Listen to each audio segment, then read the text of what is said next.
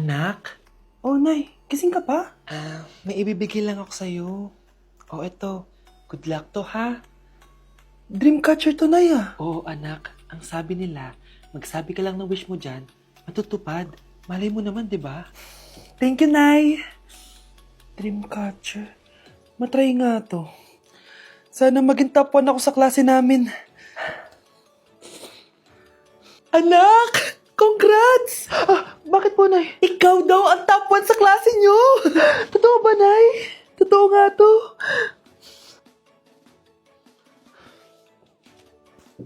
Oh, anak, saan ka galing? Nag-apply ako sa trabaho. Ayoko naman maging pabigat sa inyo habang buhay. Sana makabawi na ako sa inyo. Ba't di mo nalang i-wish yan sa Dreamcatcher? Malay mo naman, di ba? Oo nga, no, Nay.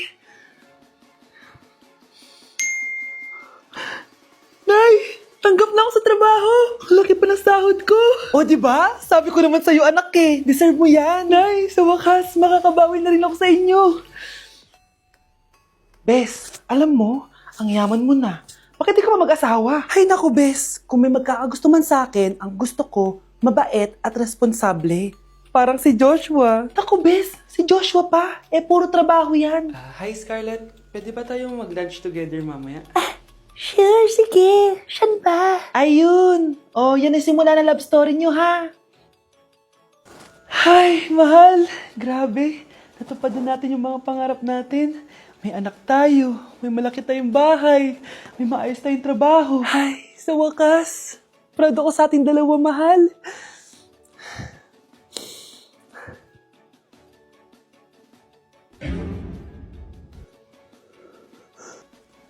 Mahal? Nandito na ako, mahal! Mahal, ikaw ba yan?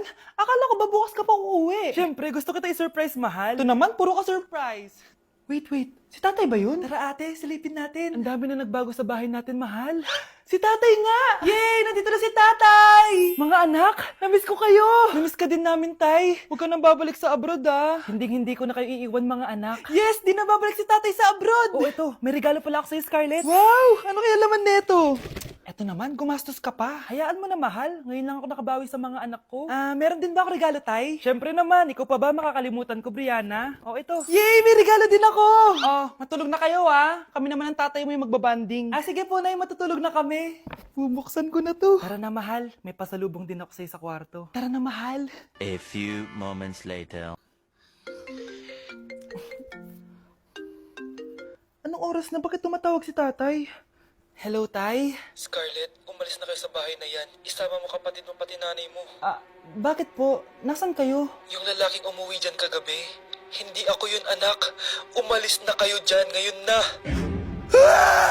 Nay! Nakikiramay po ako sa pagkawala ng asawa niyo. Masakit para sa amin ang pagkawala niya. Kailan pala namin makukuha yung mga ipapamana niya sa amin? Ipaprocess pa po namin yun, ma'am. I-update na lang po namin kayo. Sige po, attorney. Sakit ng pagkawala niya. Nay, tignan mo, oh. May medal ako. Oh, ano namang paki ko dyan? Di ka ba proud sa akin? Hindi. At wala akong paki sa'yo. Iniwan ka na ng tatay mo, di ba? Kaya pwede ka na umalis dito. Bakit ka ba ganyan sa akin, Nay? Huwag mo nga akong matawag-tawag na nanay dyan. Kadiri. Hindi kita anak. Ang nanay mo, wala na. Malandi kasi. Nay, gutom na ako. Ay, gutom na baby ko. Wait lang, mag-order ako ng steak for you, ha? Yay! Steak, my favorite! Ampun lang pala ako. Nasaan na yung totoo ko, nanay?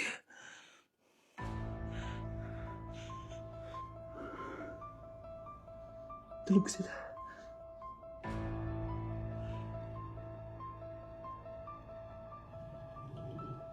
Nasaan na yun? Ito ba si nanay? Ay! Sino ba ito tumatawag na to? Muntik na yun. Attorney? Hello, ma'am. May update na po sa ipapamana ng namatay niyo pong asawa. Sige. Punta ka dito sa bahay. Sa wakas, ito na yung araw na pinakahihintay ko. Hoy, ikaw! Pag dumating dito si attorney, magtago ka. Hindi niya pwede malaman na may isa pang anak ang asawa ko. Sige po. Ma'am, nakuha na po namin yung last will and testament ng asawa niyo. Ang nakasulat po dito ay ang 50% ng kayamanan niya ay mapupunta po sa inyo. Ha? Mali ata yan, attorney. Dapat 100% ang mapupuntang kayamanan niya sa amin. Kami lang ang pamilya niya eh. Bali ma'am, ang nakasulat po kasi dito ay ang isang 50% po ay mapupunta sa isa niyang anak. Ano? Baka yan yung isa naming anak na nawala? Oo, sa amin na lang yan. Ako ang isa pang anak ni Ramon. Ikinalulungkot ko pero hindi na siya makakita. Masyado nang malala ang damage sa mata niya. Mahal, hindi tayo susuko ha? Gagaling ka. Mahal, huwag ka na magpa-stress. Ginawa naman natin lahat, diba? Mahal, magpahinga ka muna dito ha? Maluto lang ako ng pagkain. Hi, Ramon. Rosa, bakit nandito ka? Balita ko, wala nang pag-asang makakita yung asawa mo. Ibig sabihin, magagawa na natin lahat ng gusto natin. Shh! Huwag ka maingay. Masisira plano natin. Sinasabi ko na nga ba, may pinaplano kay ni Rosa. Mahal, kain ka na nito paborito mo.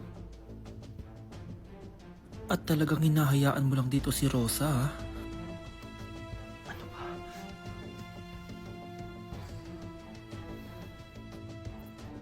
Walang iya kayo? Sa harap ko pa talaga at sa sarili kong bahay? Tay, nabalitaan ko yung nangyari kay nanay. Ipagdasal na lang natin na gumaling pa rin siya, anak. May CCTV dito sa bahay. Kailangan kong makuha yung mga files na yun. Nay? Nay? Nakakakita ka? Anak, please. Huwag mo muna sasabihin kahit kanino na nakakakita na ako. Nay, akala ko ba bulag ka na? Matagal na akong gumaling, anak. Hindi ko lang masabi kasi may masamang kutob ako dyan sa tatay mo. Sir, good news! Base sa recent lab test ng asawa niyo, nagre-recover yung mata niya. Ano? Ba't parang hindi kayo masaya, sir? Uy, Mare, may field trip kasi yung anak mo. Kailangan ng pirma ng parents. Rosa, sumagot ka. Kapag pinirmahan mo to, akin na lahat ng mga kayamanan mo.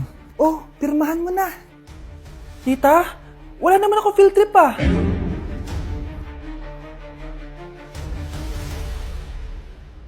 Nay, kasama ko si Cheska, yung best friend ko. Ang ganda naman yung best friend mo, anak. Oh, kumain na kayo dito. Ay, hindi na, Nay. Busog pa kami, di ba? Opo, tita. Sige. Pasok na kami sa kwarto, Nay, Tara na. Tagal na natin di nagkita, bes. Oo nga eh, pero syempre, best friend pa din tayo. Basta, walang iwanan Oo naman, walang iwanan. Hanggang sa kabilang buhay pa yan. Lusya, bata pa tayo, matagal pa yan. Manood na nga tayo. Sige, kunin ko lang ang mga chichirya natin. Mare! Oh, Mars, ang ginagawa mo dito? Nandiyan ba si Scarlett? Bakit, Mars? Si Jessica kasi, yung best friend niya, nasagasaan daw kagabi. Ha? Kasama pala ni Scarlett kanina si Jessica. Oo nga. Manonood nga kami ngayon ng movie sa kwarto eh. Scarlett, maniwala ka. Nakalamay na siya ngayon. Di magandang biro yan, tita. Sige na, Nay, pasok na ako. Eto, picture ng lamay niya. Ayaw niyo pa maniwala, Jessica? Saan nagpunta yun? Matawag? Scarlett, for sure alam mo na yung nangyari kay Jessica. Pupunta ka ba sa lamay niya ngayon? Ano pong sabi niyo, tita? Scarlett! Scarlett, lumabas ka dyan! Hi, Scarlett. Tara, nood na tayo ng movie. Jessica? Di ba walang iwanan? Sumama ka na sa akin. Good morning, ma'am! Ba't ang laki ng tiyan mo, Samantha? Buntis mo ako, ma'am! Hello, ma'am! Sko, ano nangyari sa mga estudyante ko? Lo, blessing kaya to, ma'am. Blessing? Nauna pa kayo sa akin, ha? Okay, nagets niyo ba? Ano yung maingay na yon? Ma'am, sorry po. Lumabas na kasi yung anak ko, eh. Tama na, baby. Ma'am, nawawala yung anak ko!